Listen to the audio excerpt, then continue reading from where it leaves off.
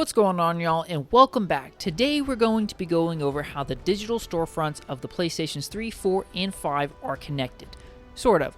This is a follow-up to my previous videos where I went over the incredible value the PS3 digital store holds and how that value is then transferred over to your PS5.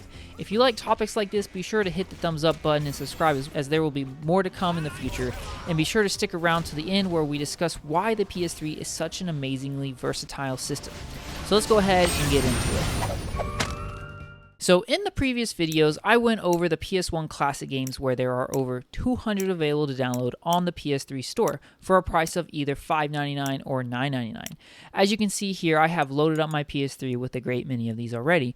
And just to show exactly how much money I'm saving by buying them digitally here rather than physically, using pricecharting.com, if you were to buy these same games physically, we're looking at $1,311 for just the loose discs. If you want these games complete in box, you're looking at $2,498. Wow. But whereas using the PlayStation 3 Store, I only had to pay $120 for all 18 of these games. Wow. Talk about savings. And now before you scroll down and leave a comment saying, "Just emulate, bro, it's free," steady your fingers and hold that thought, as I'll explain why I did not emulate here in just a minute. As I now want to explain how a great many of these PS1 games, along with some others like the PS2 game Siren, become instantly available to download on your PS5 after first purchasing on PS3.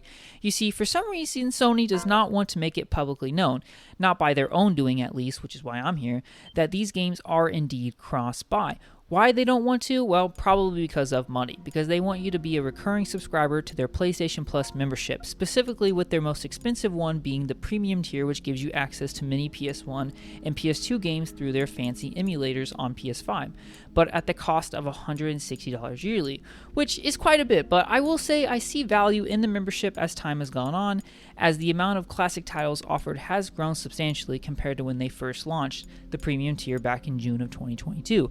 Though also note that the price increased from the original $120 yearly to the now $160, but I digress. Now let's talk about what is and what is not cross-buy and how you can tell before purchasing. So this is where things get muddy, as nowhere on PlayStation's blog, the storefronts, or game pages does it explicitly state that this game or these games are cross-buy, or whether or not it matters if you buy the game on PS5 first rather than the PS3 first. So I'm going to do my best to answer these questions for you. So really, unfortunately, there really is no solid way to tell, but I have found a great resource over here on Reddit.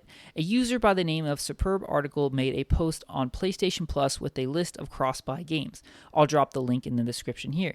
And to the question of if it matters if you buy on PS5 first or PS3, it does matter. When purchasing on PS3 first, you are guaranteed the game on PS5.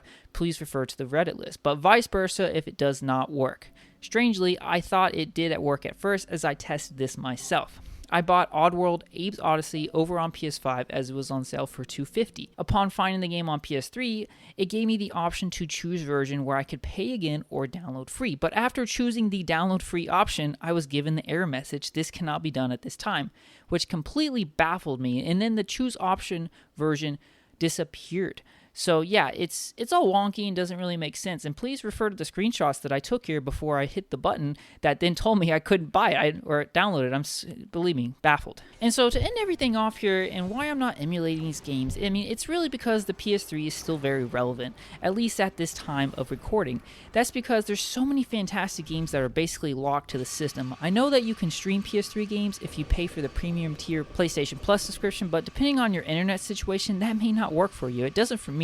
I mean, hell, it took me 3 freaking days to download Black Ops 6 because my launch PS5 has internet connectivity issues. But again, I digress. So the PS3 having such a vast library of games, along with games that are stuck on the platform, and the fact that you can also download over 200 PS1 and PS2 games that hopefully will all someday become cross-buy with the PS5, making your purchases not in vain.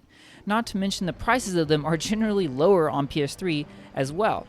It's super nice to have a system with such great versatility. And if you have a PS2 backwards compatible model, you can play PS1 through PS3 all on the same system. And I didn't even mention that all PS3s are backwards compatible with PS1 discs, meaning yes, you can put a PS1 disc into your PS3 and it will indeed play. something that the PS5 could absolutely do as well, but Sony ain't ever going to let that happen because they want you to buy the games again or pay their $160 yearly for subscription fee. You know what I'm saying? So anyway, I hope you liked this video. I encourage you to jump over to that Reddit post and take a look. And if you can add any confirmed games that are cross-buy to the list, please do, and also drop a comment here to let others on this video know as well. Thanks for watching. Hit that subscribe if you want to hear more on gaming topics like this, and I'll talk to you next time. See ya.